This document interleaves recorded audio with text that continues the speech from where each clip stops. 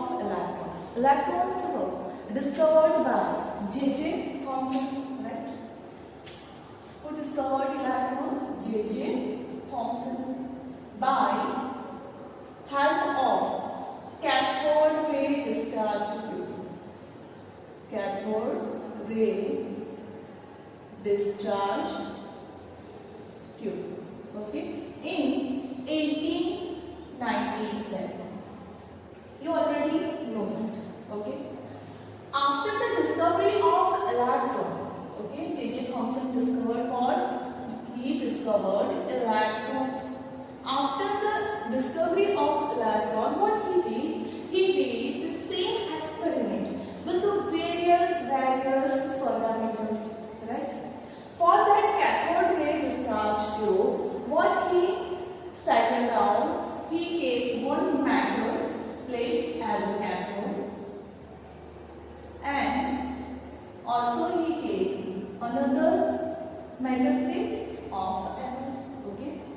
Then he fixed that anode and cathode with the battery. Okay. Now अब क्या करना है? इस नेगेटिव टर्मिनल के साथ कैथोड ऐड कर दिया, पॉजिटिव टर्मिनल के साथ एनोड ऐड कर दिया. ओके.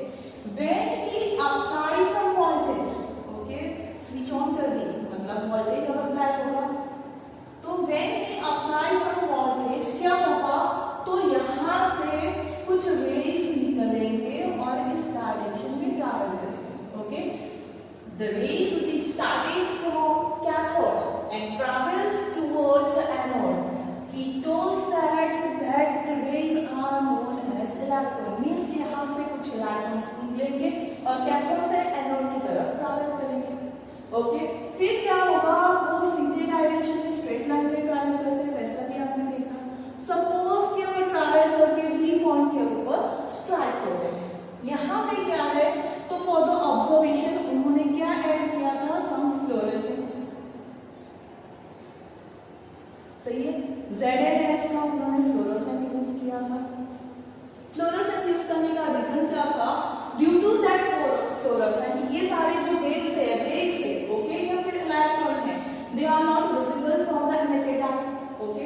लेकिन हमें तो ऑब्जर्वेशन देखना है कि ये रे कैसे ट्रैवल करते हैं, उसके ऊपर किस किस चीज का इफेक्ट होता है.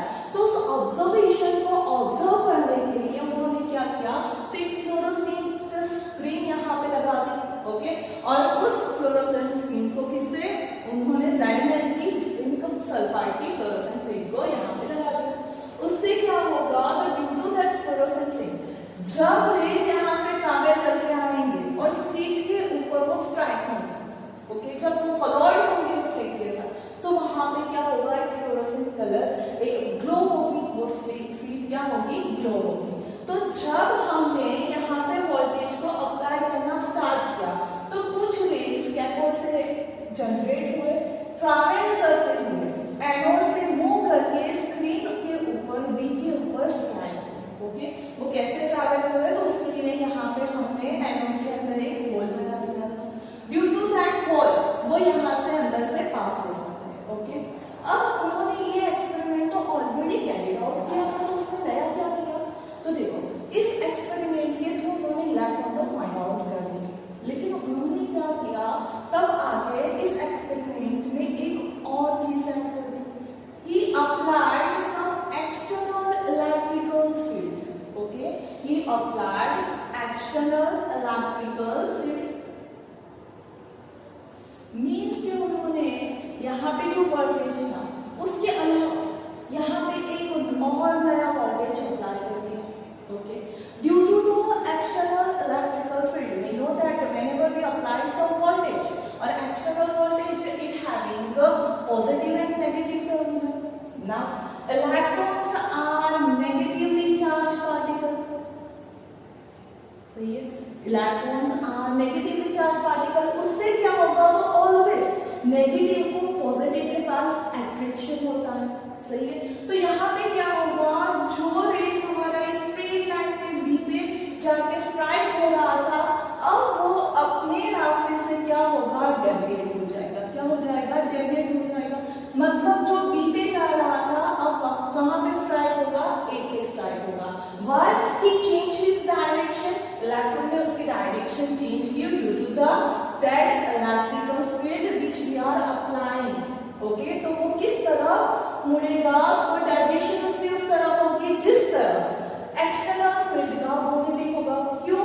क्योंकि उसके खुद के पास नेगेटिव चार्ज है, तो पॉजिटिव नेगेटिव की साइड ही क्या होता है, अट्रैक्ट होता है। तो इलेक्ट्रॉन्स क्या होंगे, पॉजिटिव के साथ अट्रैक्ट होंगे। मतलब उसने यहाँ से अपना रास्ता बदल दिया, जो सीधा जा रहा था मुड़ के ए के ऊपर जाएगा। फिर उन्होंने क्या किया, ये ए कब मिला, जब हम ओनली इलेक्ट्रिकल फील्ड अप्लाई कर रहे हैं तब। फिर उन्होंने इस फील्ड को निकाल दिया, सही है, उन्होंने इस इलेक्ट्रिकल फील्ड को रिमूव कर दिया। उसकी जगह उन्होंने क्या किया, तो उन्होंने उसकी जगह मैग्नेट लगा दिया। उन्होंने क्या किया, यहाँ पे कुछ मैग्नेट का अरेंजमेंट कर दिया, सही है। तो उस मैग्नेट को जब इन्होंने मतलब अब हम क्या कर रहे हैं, we are applying external magnetic field. हम क्या अप्लाई कर रहे हैं, magnetic field. Through this magnetic field अब क्या होगा, तो फिर से इस जो रेज जा रहे थे उसे फिर से डायरेक्शन होगा। सपोज कि उन्होंने इस तरह से मैग्नेटिक फील्ड को अप्लाई किया कि अब वो डाउनवर्ड डायरेक्शन में डायरेक्ट होके सी के ऊपर जा रहे हैं। ओके, सी के ऊपर कब स्ट्राइक होते हैं, when we apply only magnetic field, सही है।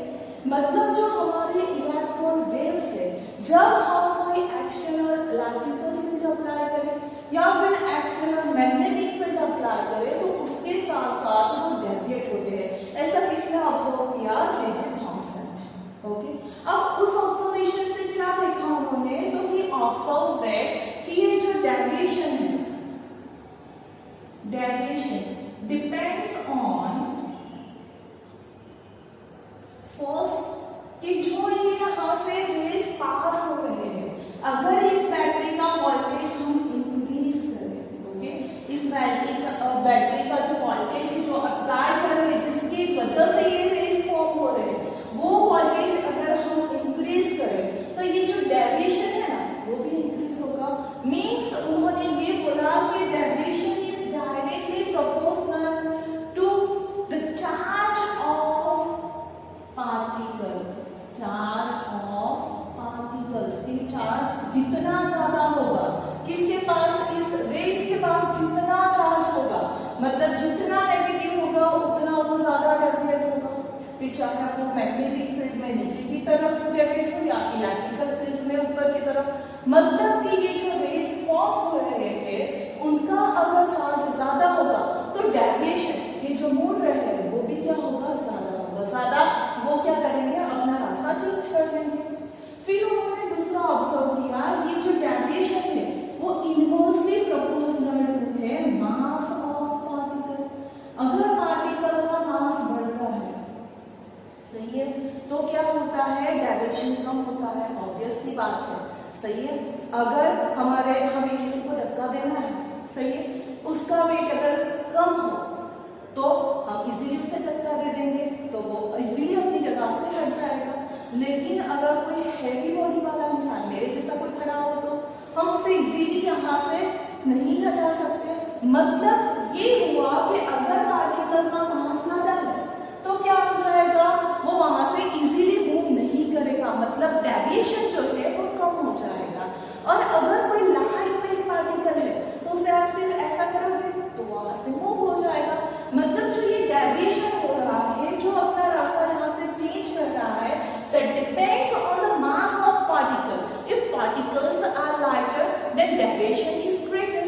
If particles are heavier, then deviation is smaller. Okay, do you get it? And third thing he derived that the deviation is directly proportional to voltage or magnitude which we are applying. Voltage or magnetic field magnitude, मतलब कि यहाँ पे जो हम externally electrical field apply कर रहे थे या फिर जो हम मैग्नेटिक फील्ड अप्लाई कर रहे थे, वो जितना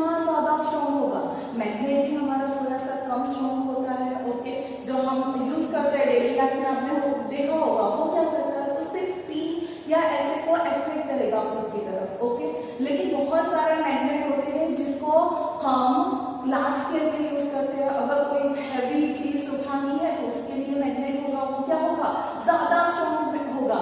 ज्यादा स्ट्रॉन्ग मतलब उसका मैग्नेटिक फील्ड ज्यादा। ओके, तो यहाँ पे हमने क्या किया, डिफरेंट डिफरेंट मैग्नेटिक फील्ड वाले मैग्नेट यूज किए, डिफरेंट डिफरेंट वोल्टेज को अप्लाई किया, क्योंकि यहाँ से जब भी हम मैग्नेटिक फील्ड या इलेक्ट्रिकल फील्ड अप्लाई करते हैं तो उसका मैग्नीट्यूड, उसकी वैल्यू क्या रखनी है वो हम अपने अकॉर्डिंग चेंज कर सकते हैं। तो जब इन्होंने ये सारी ग्रेविटेशन की चीज महसूस की तो उसके थ्रू उन्होंने क्या फाइंड आउट किया, he find out the charge by mass ratio. What he calculate? He calculate charge by mass ratio. मतलब ये सारे ऑब्जर्वेशन के थ्रू उनको इलेक्ट्रॉन के चार्ज और इलेक्ट्रॉन के मास के रेशियो की वैल्यू आइडेंटिफाई हुई। ओके, कितनी आई वो वैल्यू, तो वो value I E by me is equal to 1.7 into 10 to the power 11। चलो अब उसका यूनिट क्या होगा, तो यहाँ पे क्या है, चार्ज, चार्ज का यूनिट होता है कूलम। सो यहाँ पे E by m जो रेशियो आया उसका यूनिट हो जाएगा कूलम। डिवीजन में क्या है, मास ऑफ इलेक्ट्रॉन, उसका यूनिट होता है किलोग्राम, तो यहाँ पे हो जाएगा 1.7 into 10 to the power 11 coulomb per kilogram.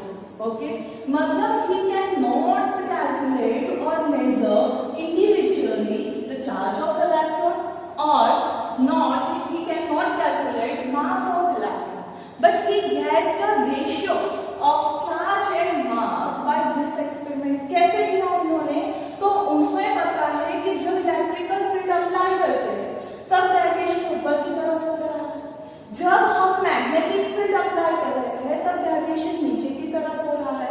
तो उन्होंने दोनों चीज साथ में अप्लाई कर दी। उन्होंने क्या किया, दोनों चीज साथ में अप्लाई की और उनका मैग्नीट्यूड मतलब वोल्टेज इस तरह से सेट किया और ये मैग्नेट की जो मैग्नेटिक फील्ड है वो इस तरह से सेट की कि जो हमारा रे था, ओके, जो रे का जो पहले मैग्नेटिक फील्ड में नीचे जा रहा था इलेक्ट्रिकल फील्ड में ऊपर जा रहा, तो दोनों साथ में अप्लाई करने से और उनकी वैल्यू इस तरह से सेट कर दी कि जिससे वो फिर से कहाँ पे आ जाए, बी के ऊपर ही स्ट्राइक। और उसी के अकॉर्डिंग हम ये तो मेजर कर सकते हैं कि इलेक्ट्रिकल फील्ड हमें कितना अप्लाई करना पड़ा जिससे वो ए से बी तक आ जाए, या मैग्नेटिक फील्ड हमें कितना अप्लाई करना पड़ा जिससे वो सी से बी तक आ जाए।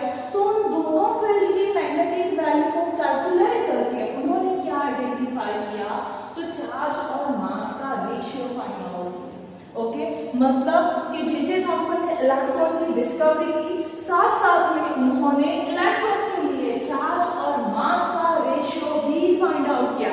लेकिन अभी तक इन 1897 अभी तक भी उसका ना तो इंडिविजुअल चार्ज फाइंड आउट हुआ है ना फिर उसका मास फाइंड आउट हुआ है। ओके, क्लियर, इतनी बात आ रही है समझ में कि उन्होंने वो कैथोड डिस्चार्ज ट्यूब का जो एक्सपेरिमेंट था उसे फिर से डिफरेंट वे में कैरी आउट किया। एक बार इलेक्ट्रिक फील्ड अप्लाई की, दूसरी बार मैग्नेटिक फील्ड अप्लाई की। उन्होंने देखा कि दोनों कंडीशन में जो रे थे वो स्ट्रेट जाने की वजह से डेविएट हो रहे हैं, तो डेविएट होने का जो अमाउंट है, कितना डेविएशन है, वो उन्होंने ऑब्जर्व किया। फिर उस डेविएशन को निग्लेक्ट करने के लिए उन्होंने दोनों फील्ड साथ में अप्लाई की। साथ में अप्लाई करके ये जो डेविएशन था उसे रिमूव करके उसकी इफेक्ट को निग्लेक्ट करके वो फिर से बी के ऊपर आ जाए, ऐसा उन्होंने सेटअप किया। और उस सेटअप में उन्होंने देखा कि कितना इलेक्ट्रिकल फील्ड अप्लाई करना पड़ रहा है, कितना मैग्नेटिक फील्ड अप्लाई करना पड़ रहा है, और उसकी बहुत सारे ऑब्जर्वेशन के थ्रू ही कैलकुलेट और measure the charge by mass ratio for the electrons. Clear, इतनी बात क्लियर हो गई। अब हम आगे देखने वाले हैं कि ये रेशियो के बाद हम भी तो अभी जो है वो हमें इलेक्ट्रॉन का चार्ज भी पता है, मास भी पता है, तो किसने फाइंड आउट किया, किस तरह से फाइंड आउट किया वो हम देखेंगे अब।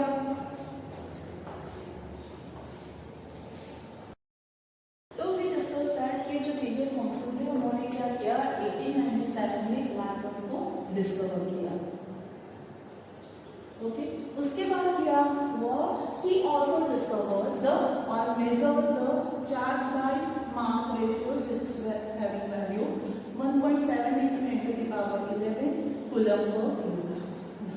आगे क्या होगा, तो हमें तो इंडिविजुअल चाहिए charge and mass. For that Millikan gave big contribution। Okay, उन्होंने क्या किया, तो मिलिकन ने अपना ऑयल ड्रॉप एक्सपेरिमेंट कंडक्ट किया। उन्होंने क्या किया, ऑयल ड्रॉप एक्सपेरिमेंट कंडक्ट किया। किस तरह से कंडक्ट किया वो हम देखते हैं। तो ही टूक वन कंटेनर, ओके, जिसके अंदर उन्होंने वैक्यूम पहले फिलअप कर दिया। Then what he did, he put 2 plate in that container. Okay, एक को उन्होंने पॉजिटिवली चार्ज बना दिया, मतलब कि एनोड बना दिया, सही है। दूसरी प्लेट को उन्होंने एज अ कैथोड रखा, मतलब नेगेटिवली चार्ज। फिर उन्होंने क्या किया, तो ये जो पहली प्लेट है कौन है, वो हमारी एनोड जिसके पास पॉजिटिवली चार्ज है, उसके ऊपर उन्होंने एक जगह से क्या किया, तो ऑयल को स्प्रे किया bye the help of atomiser. सही है, bye the help of atomiser, जो हम अभी स्प्रे यूज करते हैं, ओके, जो सैनिटाइजर यूज करते हो उसमें स्प्रे होता है। अगर आप हेयर कटिंग के लिए जाते हो तो वहां पे जिस तरह से स्प्रे यूज करते हैं, वाटर का स्प्रे करते हैं, उसी तरह से उन्होंने क्या किया, bye the help of that atomiser, मतलब कि छोटे छोटे ड्रॉपलेट्स को स्प्रे किया, किसके, ऑयल पे। सही है, तो अब वो सारे ड्रॉप्स कहाँ जाने वाले हैं, यहाँ पे प्लेट के ऊपर जाने वाले हैं। तो उन्होंने उस प्लेट में एक होल कर दिया। उन्होंने क्या कर दिया, एक होल कर दिया। क्यों होल किया, कि जिसकी वजह से वो ऑयल ड्रॉप्स जो है वो कहाँ पे आएंगे, नीचे आएंगे। वो ऑयल ड्रॉप्स क्या करेंगे, डाउनवर्ड्स डायरेक्शन में ट्रैवल करेंगे due to the gravitational force. Okay, क्योंकि हमें पता है कोई भी चीज अगर आप फेंक रहे हो वो ऑलवेज कहाँ जाएगी, नीचे जाएगी। यहाँ से मैं ये मारकर छोड़ दूँ, वो कहाँ जाके गिरेगी, नीचे जाके गिरेगी। क्यों, क्योंकि हर एक चीज पे अर्थ का ग्रेविटेशनल फोर्स अप्लाई होता है। तो उसी तरह से इस ड्रॉप के ऊपर, जो ऑयल का ड्रॉप है, उसके ऊपर भी तो ग्रेविटेशनल फोर्स अप्लाई होगा, और वो यहाँ से होल से होकर वो ड्रॉप डायरेक्टली कहाँ पे जाएगा, तो नीचे जाएगा। उस ड्रॉपलेट को ऑब्जर्व करने के लिए उन्होंने यहाँ पे एक विंडो रख दी, जहाँ से वो क्या कर सकते हैं, तो इस ड्रॉपलेट को ऑब्जर्व कर सकते हैं थ्रू द माइक्रोस्कोप। ओके, चलो अब क्या होगा, तो उन्होंने ऑब्जर्व किया कि यहाँ से जो ड्रॉपलेट जा रहे हैं, मूव कर रहे हैं, उसकी वेलोसिटी क्या है, वो कितनी स्पीड से यहाँ से ट्रैवल कर रहे हैं। By the help of that velocity he measure the mass of that oil droplet. Okay, उन्होंने क्या मेजर किया, mass through the velocity of that oil droplets. Okay, मतलब जो ऑयल ड्रॉपलेट्स है उसके मास कितना है पर एटम, और जो पर ड्रॉप है उसका कितना मास है, he calculate by the help of velocity. Okay, after that उन्होंने क्या किया, तो दूसरे साइड से एक्सरेज एंटर करवाया। ओके, और ये जो बीच वाला पोर्शन था ना, उसके अंदर क्या था, तो गैस फिलअप किया गया था, इनर गैस फिलअप किया गया था। मतलब क्या होगा कि जब यहाँ से एक्सरेज पास होंगे तो वो इनर्ट गैस को डिकम्पोज कर देंगे, क्या कर देंगे, ब्रेक कर देंगे, और उस ब्रेक होने की वजह से जो आयन से इलेक्ट्रॉन्स है वो फ्री हो जाएंगे।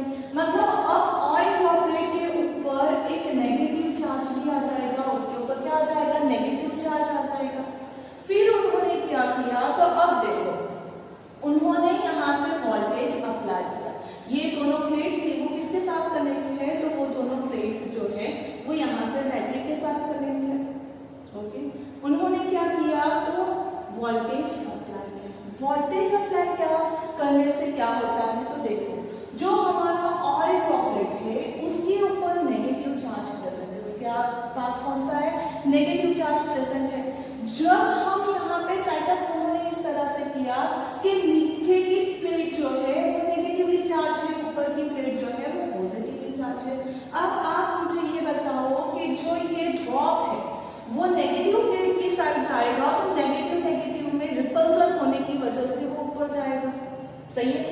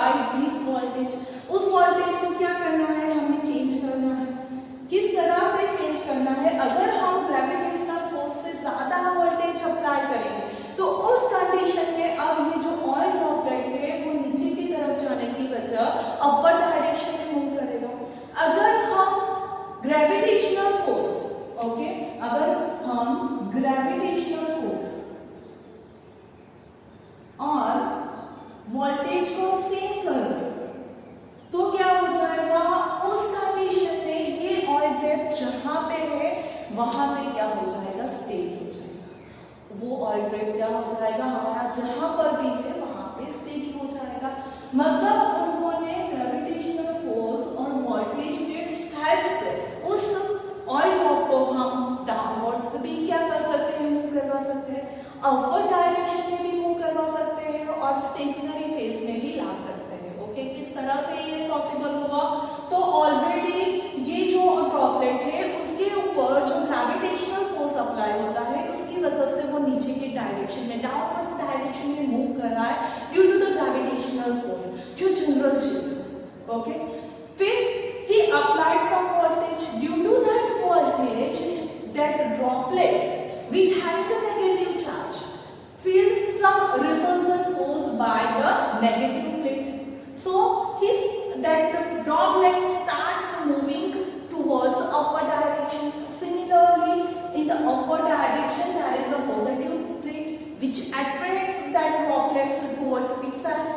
So upward direction of that droplet is also possible through the voltage, height of voltage. If we do the magnitude of that voltage and gravitational force equal, in that condition that particle or electron or negatively charged droplet becomes stationary.